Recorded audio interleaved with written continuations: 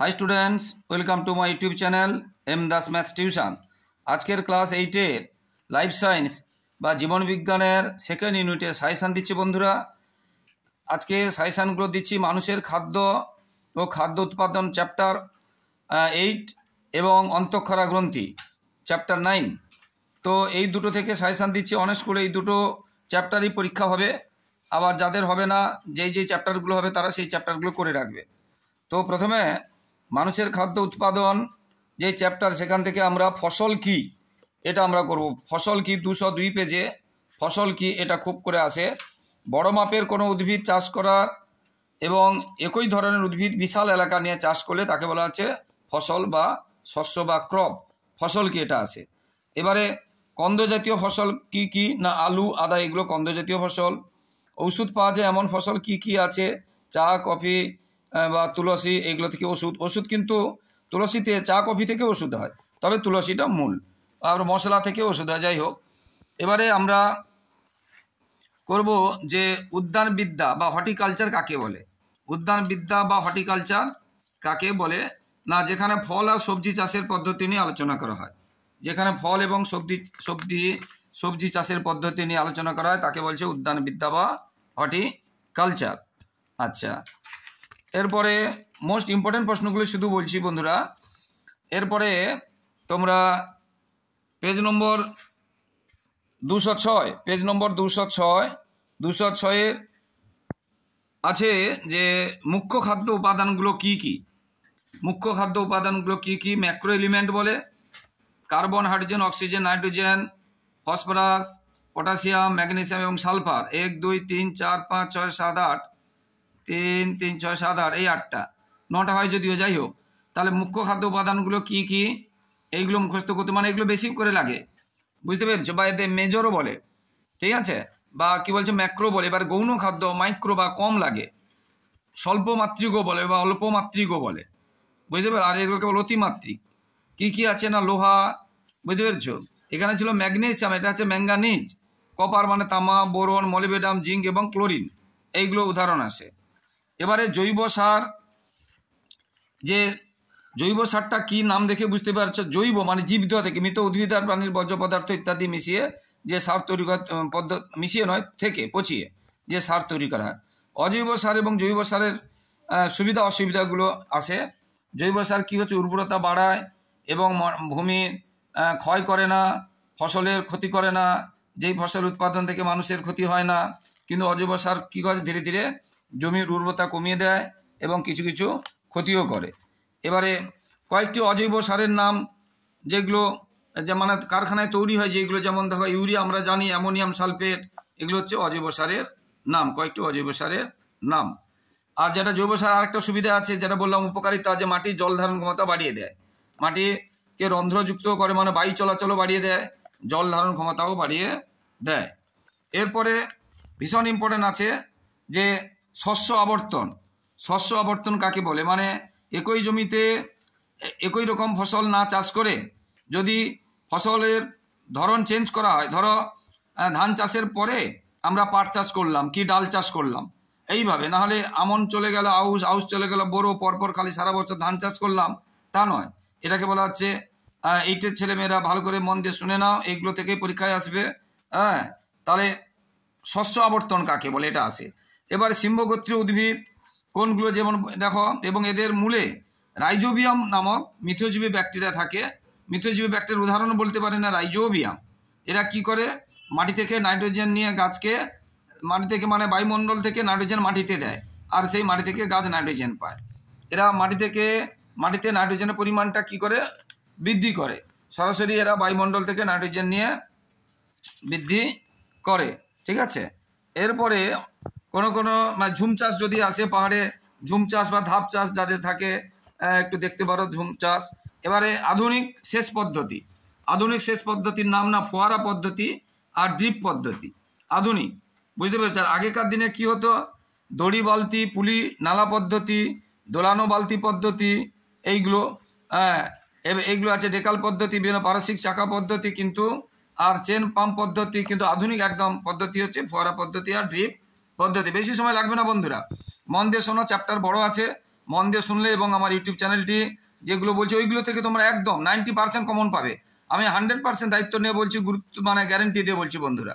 দীর্ঘ জীবনের মানে শিক্ষকতার অভিজ্ঞতা থেকে বলছি, বহু স্কুলের বহু প্রশ্ন ঘেঁটেছি আমি, তাই বলছি একদম এইগুলো করে যাবে। আর বন্ধুরা যারা আমার ইউটিউব চ্যানেলটি দেখছো সকলকে ধন্যবাদ।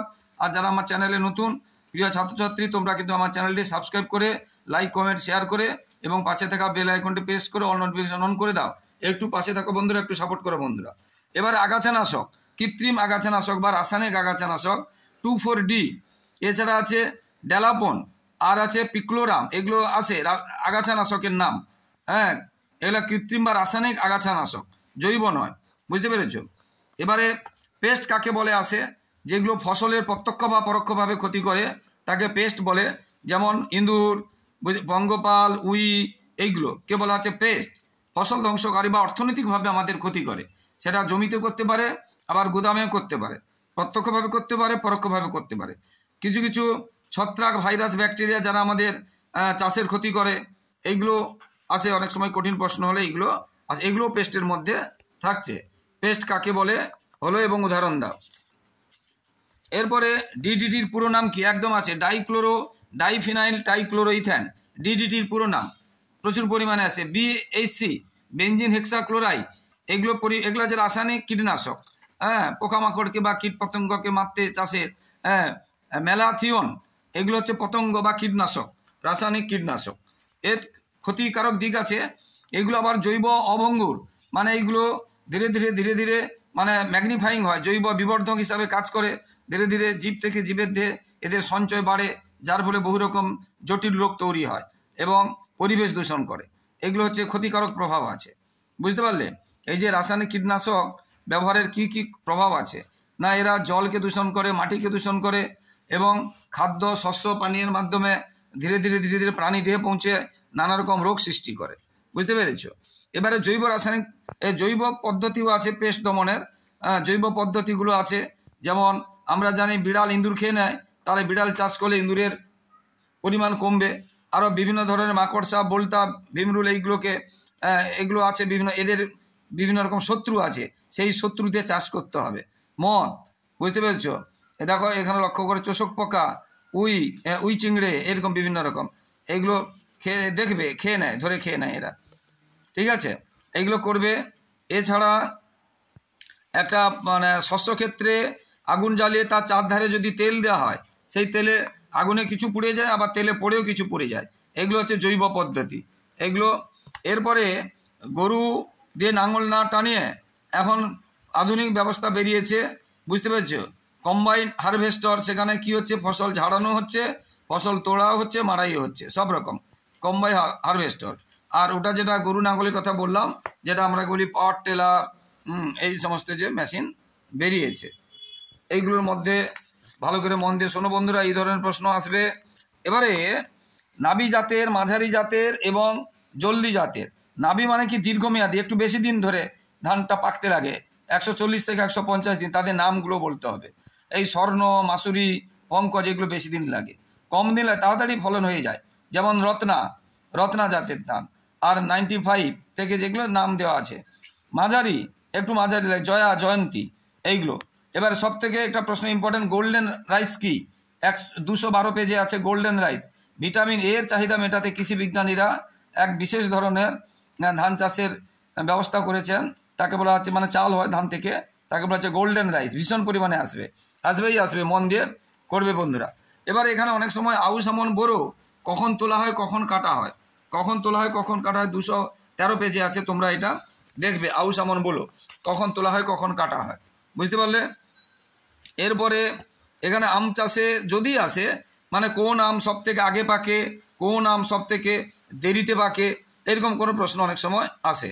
আগে পাকে হচ্ছে গোলাপ খাস, হ্যাঁ, আর শেষে পাকে হচ্ছে ঝুমকো ফজলি আম, ঝুমকো ফজলি, বুঝতে পারছে। কলম কি? ওই গাছ থেকে মানে কৃত্রিম পদ্ধতিতে চারা তৈরি করাকে বলা হচ্ছে কলম। অঙ্গযোজনের পদ্ধতিতে, কৃত্রিম পদ্ধতিতে বা অঙ্গযোজন পদ্ধতিতে চারা তৈরিকে বলা হচ্ছে, গাছ থেকে গাছের চারা, তাকে বলা হচ্ছে কলম। কলমটাও আসে। এবারে কলমের মধ্যে শাখা কলম আছে, আবার জোড় কলম আছে এবং দাবা কলম আছে। জোড় কলম থেকে জোড় কলম থেকে দেখো স্টক এবং সিয়ন কাকে বলে, একদম 100% আসবে। স্টক এবং সিয়ন দুটো গাছের মধ্যে যে গাছটির উপরে লাগানো হয় তাকে বলছে স্টক, আর যে গাছটি লাগানো হয় তাকে বলছে সিয়ন। অর্থাৎ গোড়ার দিকে তাকে বলবে স্টক অনেক সময়, আর যদি লাগার আগে মানে গোড়ার উপরে যেটা লাগানো হয় তাকে বলছে সিয়ন। হ্যাঁ, অর্থাৎ যে গাছটির উপরে মানে যার শিকড় থাকে তাকে বলছে স্টক, আর যার আগা থাকে পাতা টাতা থাকে বা যে গাছটি লাগানো হয় তাকে বলা হচ্ছে সিয়ন। এটা আসে, স্টক এবং সিয়ন একদম আসবে, বুঝতে পারলে। এবারে চায়ের কি কি গুণ আছে এটা আসে, এটা তোমরা বই থেকে পড়ে নেবে 217 পেজে। হ্যাঁ, চায়ের কি কি গুণ আছে এটা আসে, এবং চায়ের পাতা কত হলে সাধারণত তোলা হয়, কটা পাতা তোলা হয়, বুঝতে পেরেছ, কতটুকু কাটা হয়, এগুলো আছে। 3 থেকে 4 সেন্টিমিটার গাছে লম্বা কাটা হয়। এবারে এইরকম আছে। এখানে হচ্ছে কিছু কিছু মানে উদ্ভিদের চাষ করা হয়, বুঝতে পেরেছি। আর এনপিকের পুরো নাম কি? নাইট্রোজেন, ফসফরাস এবং পটাশিয়াম। এইগুলো গাছের মুখ্য বৃদ্ধির জন্য এগুলো দরকার হয়। এনপিকে 218 পেজে আছে। হ্যাঁ, গুয়াটেমালা ঘাস, আর আছে সিট্রোনেলা ঘাস, আর আছে ক্রোটালারিয়া, বুঝতে পারছে। এইগুলো তোমরা একটু পড়বে, এইগুলো কিছু উদ্ভিদের চাষ করা হয় এর সাথে চা গাছে। এরপরে ছায়াতরু একদম আসবে। ছায়াতরু কাকে বলে এবং ছায়াতরুর উদাহরণ? সিলভার ওক, ছায়াতরুর উদাহরণ হচ্ছে সিলভার ওক। 100% এগুলো আসে। ছায়াতরু মানে চা গাছে যাতে বেশি রোদ না লাগে, সেই যেখানে চা গাছ হয় তার মাঝে মাঝে বড় বড় বৃক্ষ চাষ করা হয়, তাকে বলা হচ্ছে ছায়াতরু। আর এরা একটু আগে বলেছিলাম যে 2,4-D বা ডাই ইউরন বা সিমাজিন, এগুলো হচ্ছে আগাছা নাশক। আগেও একটা বলেছিলাম, আগাছা নাশক। আর চায়ের পাতা কীরকম তোলা হয়? একটা কুড়ি আর 2 বা 3টে পাতা তোলা হয় চা গাছের পাতা। এবার চা আবার আছে, দেখো সবুজ চা আছে যেটা গ্রিন টি বলে, কালো চা আছে, ব্ল্যাক টি বলে, 3 ধরনের চা আছে, বুঝতে পেরেছ। আর একটা আছে উলং চা, আমরা সাধারণ যে চাটা, বুঝতে পেরেছ, খাই। এবারে আছে পশুপালন থেকে মৌমাছি চাষকে কি বলে বিজ্ঞানের ভাষায়? এপিকালচার বলে। মকরন্দ কি? এগুলো আছে যে ফুলের যে মধু থাকে তাকে বলা আছে মকরন্দ। এগুলো আছে মধুর পুষ্টিগুণ আছে। মধু ভীষণ ভালো জিনিস, মধু খাবে। মধু বাড়ির সবাই খেলে বুদ্ধি বাড়বে, বল বাড়বে এবং রোগ প্রতিরোধ ক্ষমতা বাড়বে। মধু একটা খুব ভালো জিনিস। আচ্ছা, মৌমাছির জীবনচক্র মানে যে দশাগুলো, ডিম, লার্ভা, পিউপা, পূর্ণাঙ্গ জীবনচক্রের 4টি দশা কি কি? মৌমাছি যেটা পালন বললাম। এপিকালচার কাকে বলে না? বৈজ্ঞানিক পদ্ধতিতে মৌমাছি পালনকে, রক্ষণাবেক্ষণকে এবং মধু সংগ্রহকে বলছে এপিকালচার, মৌচাষ পালন। এবারে মাছ চাষ, পিসিকালচার না? বৈজ্ঞানিক পদ্ধতিতে মাছ চাষ করাকে এবং সংগ্রহ করাকে বলা হচ্ছে পিসিকালচার। এবারে সেটা 2 রকম আছে, একটা সংগ্রহ ভিত্তিক, পালন ভিত্তিক। যেমন বড় বড় নদীতে বা সমুদ্র থেকে মাছ ধরা হয় জাল দিয়ে বা ছিপ দিয়ে, তাকে বলা হচ্ছে সংগ্রহ ভিত্তিক, ক্যাপচার করা হচ্ছে। আর পালন ভিত্তিক কালচার করা হচ্ছে। ক্যাপচার আর কালচার মানে বড় বড় পুকুরে বা ঝিলে খাবার দিয়ে, মাছের পোনা দিয়ে চাষ করা হয়, তাকে বলা হচ্ছে পালন পদ্ধতি। এবার এখান থেকে একদম 100% প্রশ্ন আসবে যে মাছকে আমরা বিভিন্ন রকম চাষ করি। সাধু জলের মাছ আর অল্প নোনা জলের মাছ, উপকূলীয় মাছ এবং গভীর সমুদ্রের মাছ বা নোনা জলের মাছ। সাধু জলের বা মিঠা জলের মাছ এটা আমরা জানি রুই কাতলা, এবং এদের কার্পও বলে। কার্প কাকে বলে এটা আবার আসে। মিঠা জলের মাছ যেগুলো মাথা সাধারণত 3 আকৃতি, 3 কোণা এবং আঁশ থাকে না মাথায়, বুঝতে পেরেছ, আর অতিরিক্ত শ্বাসযন্ত্র থাকে না, হ্যাঁ, আর চোয়ালে দাঁত থাকে না, এইটা বুঝে রাখবে। আর পটকা থাকে, তাকে আমরা বলবো কার্প। তাহলে মাথায় আঁশ থাকে না, অতিরিক্ত শ্বাসযন্ত্র থাকে না, আর চোয়ালে দাঁত থাকে না, কিন্তু পটকা থাকে, তাকে আমরা বলবো কার্প। যেমন রুই, কাতলা, বাটা, মৃগেল, এইগুলো। আর এগুলো আবার সাধু জলের মাছও শুধু উদাহরণ, সাধু জলের মাছের উদাহরণ। এবার অল্প নোনা জলের মাছ, উপকূলীয় মাছ আর গভীর। যেমন আমরা দেখো এই ইলিশ মাছ ধরি, ভেটকি মাছ ধরি, এগুলো উপকূলীয় মাছ। আর গভীর সমুদ্রে আমরা জানি যে সার্ডিন মাছ, বিভিন্ন রকম মাছ থাকে গভীর সমুদ্রে, এগুলো পমফ্রেট, এগুলো হচ্ছে মাছ, ঠিক আছে। আচ্ছা, এবারে দেশি কার্প আর বহিরাগত। দেশি মানে আমাদের ভারতবর্ষে পাওয়া যায়, আর বহিরাগত মানে বিদেশ থেকে এনেছে। বহিরাগত যেমন আমরা জানি আমেরিকান রুই বা সিলভার কার্প, বা বলছে এই যে গ্রাস কার্প মানে ঘেঁষো রুই, গ্রাস মানে ঘাস, ঘেঁষো রুই, এগুলো হচ্ছে বহিরাগত বিদেশি মাছ, বিদেশি কার্প। আর আমাদের মেজর দেশি কার্প কোনগুলো? রুই, কাতলা, মৃগেল, পুঁটি, বাটা, এগুলো আমাদের দেশি কার্প। এদের মধ্যে আবার কোনগুলো বড় হয়, কোনগুলো ছোট হয়। যেমন আমরা বললাম বাটা আর পুঁটি মাছ কিন্তু বেশি বড় হয় না, রুই, কাতলা, মৃগেল, কালবোস এগুলো খুব বড় হয়, সেই জন্য মেজর মানে বড় আর মাইনর মানে ছোট কার্প। মেজর এবং মাইনরের উদাহরণ এবং পার্থক্য এগুলো আসে, দেশি কাপ বিদেশি কাপের নাম আসে, আর কার্প কাকে বলে আসে। আর গভীর সমুদ্রে এবং উপকূলে পাওয়া যায়, নোনা জলে পাওয়া যায়, মিষ্টি জলে পাওয়া যায়, এগুলো আসে। এবার হ্যাচারি কাকে বলে আর নিষেক কাকে বলে? শুক্রাণু এবং ডিম্বাণুর মিলনকে নিষেক বলে। শুক্রাণু এবং ডিম্বাণুর মিলনকে নিষেক বলে। মাছে কোন গ্রন্থি ইঞ্জেকশন করা হয়? পিটুইটারি গ্রন্থি নির্যাস। পিটুইটারি গ্রন্থি ডিম বের করার জন্য মাছে বা প্রজনন করানোর জন্য, বা বুঝতে পেরেছো কি গ্রন্থি করা হয়? পিটুইটারি গ্রন্থি। পিটুইটারি গ্রন্থি। হ্যাচারি একটু আগে বললাম, হ্যাচারি ভীষণ পরিমাণে আসে, বুঝতে পেরেছো? ডিম পোনা তৈরি করা হয় যে পুকুরে, মাছের নিষিক্ত ডিমগুলো থেকে ডিম পোনা তৈরি করা হয় যে পুকুরে, তাকে হ্যাচারি বলে। 224 পেজে আছে, 224 পেজে আছে, ডিম পোনা তৈরি করা হয়। হ্যাঁ, ডিম পোনা, ডিমগুলো থেকে ডিম পোনা, বুঝতে পারলে? আর পিটুইটারি গ্রন্থি একদম আসবে। এরপরে তোমাদের নিবিড় মিশ্র চাষ বা পলিকালচার একদম আসবে। নিবিড় মানে দেশীয় পোনা এবং বিদেশি পোনা এবং জলের লেয়ার অনুযায়ী, মানে জলের গভীরে, জলের মাঝখানে এবং জলের উপরে, তিনটে মানে লেয়ারে, তিনটে স্তরে চাষ করা হয়, বুঝতে পেরেছো? তাকে বলা হচ্ছে নিবিড় মিশ্র চাষ। যারা নিচে থাকে তারা উপরে মাছের বিঘ্নিত করে না, যারা উপরে থাকে, জলের উপরের দিকে থাকে, তারা নিচের মাছের বিঘ্নিত করে না। এইগুলো বুঝতে পেরেছো? যেমন জলের উপরে থাকে, আমরা কোনগুলো জানি জলের উপরে থাকে, বুঝতে পেরেছো? যে কাতলা, সিলভার কাপ এগুলো জলের উপরে থাকে, আর রুই, গ্রাস কাপ এগুলো জলের মাঝে থাকে, মৃগেল আর কমন কাপ যেগুলো, এগুলো জলের নিচে থাকে। তাহলে জলের উপরে থাকে কাতলা, সিলভার কাপ, জলের মাঝের দিকে থেকে রুই আর গ্রাস কাপ, আর জলের নিচের দিকে থাকে মানে মৃগেল এবং কমন কার্প, এই অনুযায়ী। এবং তার সঙ্গে বিদেশি, দেশির সাথে বিদেশি, তখন হবে একদম নিবিড় মিশ্র চাষ, তখন হবে নিবিড় মিশ্র চাষ। আর মাছ কি খায় না? মাছ বিভিন্ন রকম ফাইটো প্লাঙ্কটন খায়। মাছ কি খায়? বিভিন্ন রকম ফাইটো প্লাঙ্কটন, এমনি প্লাঙ্কটনও খায় মাছ। এবারে পোলট্রি কাকে বলে? পোলট্রি বলতে আমরা হাঁস মুরগি বোঝাই, কিন্তু গরুকেও পোলট্রির মধ্যে দেয়া হয়, বুঝতে পেরেছি, কিন্তু ব্যাপক অর্থে। আর তোমাদের সাধারণত হাঁস মুরগি চাষ করাকে বৈজ্ঞানিক পদ্ধতিতে একটা রুমের মধ্যে, একটা বাড়ির মধ্যে, তখন তাকে বলা যায় পোলট্রিজার। এই পোলট্রি যে চাষ করা হয় হাঁস মুরগি, 3 রকমের উদ্দেশ্যে চাষ করা হয়। কোনো শুধু ডিম উৎপাদনের জন্য চাষ করা হয়, কোনো শুধু মাংস উৎপাদনের চাষ করা হয়।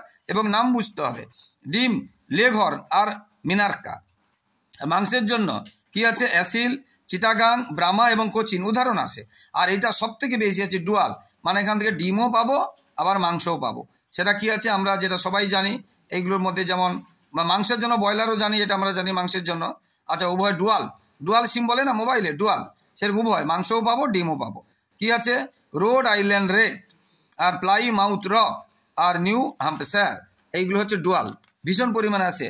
ঠিক আছে, এবারে মুরগি হালকা জাতের ছোট ছোট মুরগি, আর কিছু মুরগি আছে খুব বেশি জাতের হয়, ভারী মুরগি, বুঝতে পেরেছো?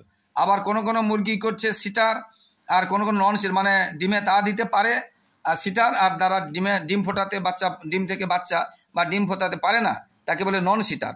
উদাহরণসহ আসবে কিন্তু, যেমন নন সিটার লেঘর, এরা বাচ্চা ফোটাতে পারে না। সিটার মানে কি? ডিমে তা দিতে পারে, মানে বাচ্চা ফোটাতে পারে। ব্রাহ্মা, কোচিন, হালকা জাতের মুরগির উদাহরণ লেঘর, ভারী জাতের মুরগির উদাহরণ ব্রাহ্মা, আসিল, এগুলো পরিমাণে আছে। এগুলো 226 পেজে আছে। এবারে লিটার, এটা ভীষণ পরিমাণে আছে। আর ডিপ লিটার, মুরগির যে বিছানা, মুরগির বিছানা মানে মুরগির বিছানা কি দিয়ে তৈরি হয়? কাঠের গুঁড়ো, শুকনো পাতা, ধান, তুলোবীজ, জবের ভুট্টা, এইগুলো ধানের খোসা, মানে যাকে আমরা তুষ বা বলি কুড়া, এই সমস্ত আগড়া, এইগুলো দিয়ে, কাঠের গুঁড়ো, এইগুলো দিয়ে মুরগির বিছানা তৈরি হয়, তাকে বলা হচ্ছে লিটার। এবং সেটা বিছানাটা যদি একটু বেশি উঁচু হয়ে যায়, বুঝতে পেরেছো, 10 থেকে 15 সেন্টিমিটার পুরু যখন বিছানা হয়ে যায়, বা 20 সেন্টিমিটার, তখন তাকে আমরা বলবো কি বলা হচ্ছে? Deep litre.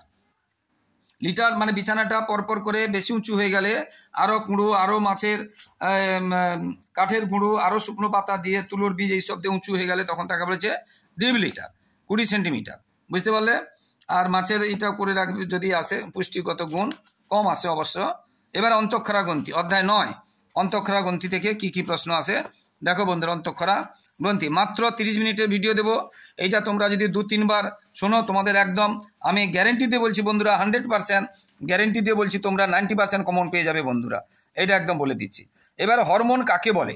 হরমোন কাকে বলে না? যে জৈব রাসায়নিক পদার্থ এটা জৈব রাসায়নিক পদার্থ কি বলছি, প্রাণীদের অন্তঃক্ষরা গ্রন্থি থেকে আর উদ্ভিদের তরুণ কোষ থেকে উৎপন্ন হয়ে বিভিন্ন জৈবিক ক্রিয়া নিয়ন্ত্রণ করে, তাকে বলবো হরমোন, তাকে বলবো হরমোন। বুঝতে পারলে? এবং হরমোন হচ্ছে কি না রাসায়নিক বার্তাবহ রূপে কাজ করে, কেমিক্যাল মেসেঞ্জার রূপে কাজ করে। যদি বলে রাসায়নিক বার্তাবাহের উদাহরণ দেওয়া বা কেমিক্যাল মেসেঞ্জারের, আর একটা জিনিস হরমোন কিন্তু কাজের পরে নষ্ট হয়ে যায়, এটা হরমোনের বৈশিষ্ট্য। হরমোন খুব কম লাগে, এগুলো হরমোনের বৈশিষ্ট্য। হরমোন অন্তঃক্ষরা গ্রন্থিতে উৎপন্ন হয় বা সজীব কোষে উৎপন্ন হয়, সজীব তরুণ কোষে, বুড়া কোষে হবে না, তরুণ কোষে। এগুলো হচ্ছে হরমোনের বৈশিষ্ট্য, কাজের পর নষ্ট হয়ে যায় বৈশিষ্ট্য। হরমোন সাধারণত দূরে কাজ করে, যেখানে উৎপন্ন হয় সেখানে কাজ করে না, এটা হরমোনের বৈশিষ্ট্য। হরমোনের বৈশিষ্ট্য আসতে পারে। এবারে এই যে বহিঃক্ষরা অন্তঃক্ষরা গ্রন্থি কি না, যে গ্রন্থির রসটা নালীপথে বাইরে বেরোবে তাকে বলবে বহিঃক্ষরা গ্রন্থি, আর যে গ্রন্থির রস নালীপথে বাইরে না বেরিয়ে রক্তের সঙ্গে মিশে বেরোয় তাকে বলে অন্তঃক্ষরা গ্রন্থি। যেমন লালা গ্রন্থি, অশ্রু গ্রন্থি হচ্ছে বহিঃক্ষরা গ্রন্থি, আর হরমোন আমাদের পিটুইটারি গ্রন্থি, থাইরয়েড গ্রন্থি, এগুলো হচ্ছে অন্তঃক্ষরা গ্রন্থি। আবার অগ্নাশয় কিছু অংশ অন্তঃক্ষরা রূপে কাজ করে আর কিছু অংশ বহিঃক্ষরা রূপে কাজ করে। এই জন্য অগ্নাশয়, শুক্রাশয় আর ডিম্বাশয় এদের বলে মিশ্র গ্রন্থি, এদের বলে মিক্সড গ্ল্যান্ড বা মিশ্র গ্রন্থি। ভীষণ পরিমাণে আসে, 100% গ্যারেন্টি দিয়ে বলছি। মিশ্র গ্রন্থি কাকে বলে উদাহরণ দাও, মিশ্র গ্রন্থি কাকে বলে উদাহরণ দাও, একদম আসবে। এবারে আমাদের সোমাটোট্রপিক হরমোন আমার বৃদ্ধি নিয়ন্ত্রণ করে। কোন hormone? Somatotropic hormone. Somatotropic hormone নাম দেখে এসটিএইচ সোমাটোট্রপিক হরমোন। আর অগ্র পিটুইটারি 3টে খণ্ড আছে, পিটুইটারি আমাদের মাস্টার গ্রন্থি বা প্রভু গ্রন্থি বলে, পিটুইটারিকে প্রভু গ্রন্থি বলে, মনে রাখবে। পিটুইটারিকে কি বলা হচ্ছে? প্রভু গ্রন্থি বলে, ঠিক আছে। এরপরে এই যে থাইরয়েড গ্রন্থি কোথা থেকে, কাজ কি? আমাদের গলায় ছবি দিয়েছে দেখো, এই যে স্বরযন্ত্র, এটা স্বরযন্ত্র, এটা এইখানে শ্বাসনালী ঢুকেছে, তার দুপাশে স্বরযন্ত্রের কাছে থাইরয়েড গ্রন্থি থাকে। এখান থেকে থাইরক্সিন হরমোন ক্ষরিত হয় এবং এই থাইরয়েড গ্রন্থি বা থাইরক্সিন হরমোন ক্ষরণের জন্য আয়োডিন দরকার। আয়োডিনের অভাবে আমাদের গয়টা রোগ হয়, গলায় যে রোগ হয় থাইরয়েডের অভাব, থাইরক্সিনের অভাবে বা থাইরয়েড গ্রন্থি ঠিকমতো কাজ না করলে তাকে বলেছে গয়টার রোগ, ভীষণ সমস্যা। আর থাইরয়েড কিন্তু থাইরয়েড গ্রন্থির কাজ আছে, বুঝতে পেরেছো? থাইরয়েড গ্রন্থি থেকে যে থাইরক্সিন হরমোন ক্ষরণ হয় তার কাজ আছে। এটা আমরা যদি কম ক্ষরণ হয় আমরা বেঁটে হয়ে যাই, আর বেশি ক্ষরণ হলে আমরা লম্বা হয়ে যাই। এরপরে আছে অগ্নাশয়। দেখো আমাদের যে ক্ষুদ্রান্ত্র আছে তার মাঝে যে প্যাঁচ মতো আছে ইউ আকৃতি, অগ্নাশয় আছে, দেখে না অগ্নাশয় থেকে এটা আবার কি বলেছিলাম, মিশ্রগ্রন্থি। অগ্নাশয় থেকে ইনসুলিন, গ্লুকাগন আর হরমোন ক্ষরিত হয়। ইনসুলিন হচ্ছে রক্তের গ্লুকোজের পরিমাণকে কমায়, আর গ্লুকাগন হচ্ছে রক্তের কি করছে, বাড়িয়ে দেয়। তো ইনসুলিন, এটা দেখো ডায়াবেটিস রোগ হয় ইনসুলিন অভাবে, ডায়াবেটিস রোগ হয় কারণ রক্তের গ্লুকোজের পরিমাণ কমায় ইনসুলিন। আর ইনসুলিন যদি না ঠিকমতো কাজ করে বা কম ক্ষরণ হয় তাহলে রক্তের গ্লুকোজের পরিমাণ বেড়ে যায়, ওই জন্য ডায়াবেটিস বা মধুমেহ, শর্করার পরিমাণ রক্তে বেড়ে যায়। বাংলায় বলছে মধুমেহ, ইংলিশে ডায়াবেটিস বলছে। এবং এই ইনসুলিন অ্যান্টি ডায়াবেটিক হরমোন, যেহেতু যেটা কাকে বলে এরকম আসবে। এবারে কি কি সমস্যা হয় ডায়াবেটিস হলে, যেটা বললাম রক্তে গ্লুকোজের পরিমাণ বেড়ে যায়, ধীরে ধীরে আমাদের চোখ খারাপ হয়, কিডনি খারাপ হয়, এবং আমাদের বারবার ক্ষুধা পায়, বারবার প্রস্রাবের বেগ হয়, এইগুলো আমাদের হৃৎপিণ্ডেরও সমস্যা হয়, হার্টের রোগ হয়। এটা গভীর ধীরে বেশি দিন হলে বৃক্ক, হার্ট এবং হৃৎপিণ্ড, চোখ এগুলো পরের দিকে, কিন্তু প্রথমের দিকে কি হচ্ছে, খিদা বেশি পাবে, টয়লেট বেশি পাবে এবং রোগা হয়ে যায় অনেকে, বুঝতে পেরেছি, যদি ডায়াবেটিস হয় তার লক্ষণ। এবারে অ্যাড্রিনাল গ্রন্থিতে, অ্যাড্রিনাল কোথা থেকে, বৃক্কের উপরে। দেখো আমাদের কিডনি, এখানে কিন্তু মূত্র হয়, ছাক তৈরি হয় কিডনি বা বৃক্কতে। মূত্রথলিতে মূত্র তৈরি হয় না, ওখানে জমা থাকে, কিন্তু তৈরি হয় এখানে। এই বৃক্কের উপরে গ্রন্থি আছে, দেখো এই অংশটা, একেবারে হচ্ছে অ্যাড্রিনাল গ্রন্থি। এখান থেকে ক্ষরিত হয় অ্যাড্রিনালিন, নন অ্যাড্রিনালিন, এপিনারকিন, এদের এপিনেফ্রিন। এদের আবার জরুরি হরমোন বা ইমার্জেন্সি জরুরি, বুঝতে পেরেছো, বা ইমার্জেন্সি হরমোন বলে। কেন না আমাদের বিপদের সময় বা উত্তেজনার সময় এই হরমোন ক্ষরিত হয়ে আমাদের দেহকে উপযুক্ত ব্যবস্থা নিতে সাহায্য করে।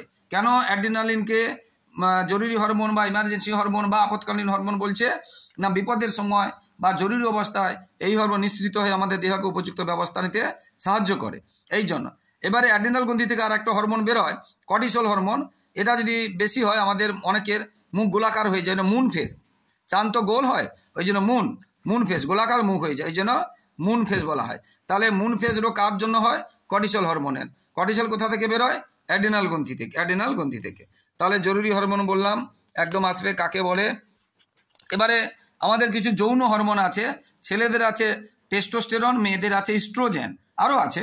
যেমন ধরো বয়ঃসন্ধিকালে ছেলেরা যখন বড় হয় গোঁফ দাড়ি বেরোয় এবং কণ্ঠস্বর চেঞ্জ হয়ে যায় আর দেহ পেশিবহুল হয়, আর মেয়েদের ক্ষেত্রে ও কোমল হয়ে যায়, গা নরম হয়ে যায়, বিভিন্ন রকম যে লক্ষণগুলো পাওয়া যায় মেয়েদের ক্ষেত্রে ইস্ট্রোজেন এবং ছেলেদের ক্ষেত্রে টেস্টোস্টেরন, এগুলো যৌন হরমোন। এবং এটা কোথা থেকে হয়? টেস্টোস্টেরন হচ্ছে শুক্রাশয় থেকে আর ইস্ট্রোজেন হচ্ছে ডিম্বাশয় থেকে। ছেলেদের শুক্রাশয়, মেয়েদের ডিম্বাশয় থেকে ইস্ট্রোজেন এবং যেটা বললাম টেস্টোস্টেরন হরমোন, বুঝতে পারলে? আর এগুলোতে একটু আগে বললাম যে চোখ ফুলে ওঠে, বেরিয়ে যায়, এগুলো গ্রন্থি ফুলে ওঠে, এগুলো হচ্ছে কি থাইরক্সিন, বুঝতে পেরেছ? আচ্ছা, রক্তের গ্লুকোজের পরিমাণ বলেছিলাম ইনসুলিন, মুখমণ্ডল একটু বললাম কর্টিসল, একটু আগে বলেছি কোনটা কোন হরমোনের অভাবে হয়। এবারে বয়ঃসন্ধি মানে কি আমাদের বাল্য, একদম জন্ম থেকে শুরু করে প্রথমে বালক, তারপরে কিশোর, তারপরে যুবক যুবতী, তারপরে প্রৌঢ়, তারপরে বৃদ্ধ, এই যে পর্যায়গুলোকে, এর মধ্যে 10 বছর থেকে 19 বছর পর্যন্ত বয়সকে বলা হচ্ছে, এটা WHO ওয়ার্ল্ড হেলথ অর্গানাইজেশন তরফ থেকে স্বীকৃতি, যে সাধারণত 10 থেকে 19 বছর পর্যন্ত বয়সের সময়কে বলা হচ্ছে বয়ঃসন্ধিকাল। এই বয়সে ছেলে মেয়েদের মানসিক পরিবর্তন হয়, দেহের পরিবর্তন হয়, আচরণগত পরিবর্তন, এবং কি পরিবর্তন হয় সেটাও প্রশ্ন আসে। বয়ঃসন্ধিকাল কাকে বলে এবং বয়ঃসন্ধিকালে কি কি পরিবর্তন হয়, মনের কি পরিবর্তন হয়, আর দেহের কি পরিবর্তন হয়, আর আচরণের কি পরিবর্তন হয়। যেমন দেহের পরিবর্তন দেখো, মুখে ব্রণ আসে অনেক সময়, আর দেহের যেটা বললাম যে পেশিবহুল হয়, ছেলেদের ক্ষেত্রে গোঁফ দাড়ি বের হয়, মেয়েদের গা হাত নরম হয়, এইগুলো কণ্ঠস্বরে পরিবর্তন হয়, আরও যে পরিবর্তনগুলো হয় সেগুলো মেয়েদের এবং ছেলেদের তোমরা বই থেকে পড়ে নেবে, বুঝতে পারলে? এছাড়া মনের পরিবর্তন কী হয়? ঝুঁকিপূর্ণ কাজ করতে তারা চায়, একটুতেই রেগে যায়, অকারণে কেঁদে ফেলে, বুঝতে পেরেছ? এবং বিপরীত লিঙ্গের প্রতি আকর্ষণ অনুভব করে, মানে ছেলেরা মেয়েদের প্রতি, মেয়েরা ছেলেদের প্রতি আকৃষ্ট হয়, এই ব্যাপারগুলো। আচরণগত সমস্যাও থাকে, আচরণগত একে অপরকে সন্দেহ করে, আবেগপ্রবণ হয়ে যায়, এই ব্যাপারগুলো। মারপিট করতে একটু ইচ্ছে হয় এই বয়ঃসন্ধিকালে, বুঝতে পেরেছ? হ্যাঁ, এইগুলো আসে, এগুলো তোমরা পড়বে। আর আবেগ নিয়ন্ত্রণ করতে পারে না, হঠাৎ অনেকে দেখবে সুইসাইড করে বা আবেগপ্রবণ হয়ে যায়, চুপচাপ বসে থাকে, এইগুলো বয়ঃসন্ধিকালের সমস্যা, এগুলো তোমরা পড়বে। আত্ম উপলব্ধি কেউ করতে পারে না, এগুলো বয়ঃসন্ধিকালের সমস্যা। এরপরে জীবন কুশলতা কাকে বলে এবং জীবন কুশলতার যে কয়েকটা দিক আছে, 10টা দিক, এর মধ্যে কয়েকটা লিখতে আসবে তোমাদের। জীবন কুশলতা, দেখো আমাদের জীবনে অনেক রকম বিপদ আপদ, অনেক সমস্যা আসে, সেই সমস্যাগুলোকে অতিক্রম করে, সেই সমস্যাগুলোকে মানিয়ে নিয়ে, সেই সমস্যাগুলোর বিরুদ্ধে লড়াই করে, আমরা যদি বেঁচে থাকতে যে শেখায় যে পদ্ধতি, যেভাবে আমরা বেঁচে থাকি তাকে বলে জীবন কুশলতা। এবং জীবন কুশলতার মধ্যে কি কি আছে? আত্মসচেতনতা আছে, বিশ্লেষণধর্মী চিন্তা আছে, সিদ্ধান্ত নেওয়ার ক্ষমতা আছে, সমস্যা দূর করা আছে, সৃজনশীলতা চিন্তা আছে, পারস্পরিক সংযোগ স্থাপন, পারস্পরিক সম্পর্ক, সহানুভূতি, মানসিক চাপ নিয়ন্ত্রণ, আবেগ নিয়ন্ত্রণ, এরকম 10টা দিক আছে, তোমরা পড়বে। 242 পেজে আছে জীবন কুশলতা কাকে বলে এবং কয়েকটি জীবন কুশলতার যে 10টা দিক আছে সেগুলো 2টি লেখো বা 3টি লেখো, এরকম করে আছে। বন্ধুরা, এইগুলোর মধ্যে থেকে তোমরা 90% কমন পেয়ে যাবে, আমি 100% গ্যারেন্টি দিয়ে বলছি বন্ধুরা। আবার বলছি বন্ধুরা, মন দিয়ে এইগুলো শুনবে, বারবার শুনবে, এবং দরকার হলে একটু স্লো করে শুনবে, অবশ্যই কমন পেয়ে যাবে। সমস্ত স্কুলে, বেঙ্গলের সমস্ত স্কুলে, সমস্ত মিডিয়ামের, সমস্ত বোর্ডের থেকে কিন্তু এখানে তোমরা কমন পেয়ে যাবে। আর বন্ধুরা, যারা আমার ইউটিউব চ্যানেলটি দেখছো সকলকে ধন্যবাদ। যারা আমার চ্যানেলে নতুন, প্লিজ বন্ধুরা আমার চ্যানেলটি সাবস্ক্রাইব করে, লাইক কমেন্ট শেয়ার করে একটু হেল্প করো, একটু পাশে থাকো। তোমাদের সাপোর্ট, তোমাদের সহযোগিতা, তোমাদের ভালোবাসা চাইছি বন্ধুরা। প্লিজ বন্ধুরা সাবস্ক্রাইব করে লাইক কমেন্ট শেয়ার করো এবং সাপোর্ট করো, তাহলে তোমাদের জন্য এইভাবে লাগাতার ভিডিও দিতে থাকবো। এবং আমার সমস্ত ভৌতবিজ্ঞানও সাজেশান দিয়েছি, গণিতেরও সাজেশান দিয়েছি, এবং 5 থেকে 10 পর্যন্ত সমস্ত বিষয়ে প্রায় সাজেশান দেওয়া হয় এবং চ্যাপ্টার ওয়াইজ প্রশ্নোত্তর করে দেওয়া হয়। তাই তোমাদের ভাই বোনেদের এবং দাদাদের আমার চ্যানেলটি শেয়ার করো, তাদের উপকার হবে। সবার পরীক্ষা ভালো হোক, আগাম শুভেচ্ছা এবং আশীর্বাদ থাকলো, সবার ভবিষ্যতও ভালো হোক। জয় হিন্দ, বন্দে মাতরম।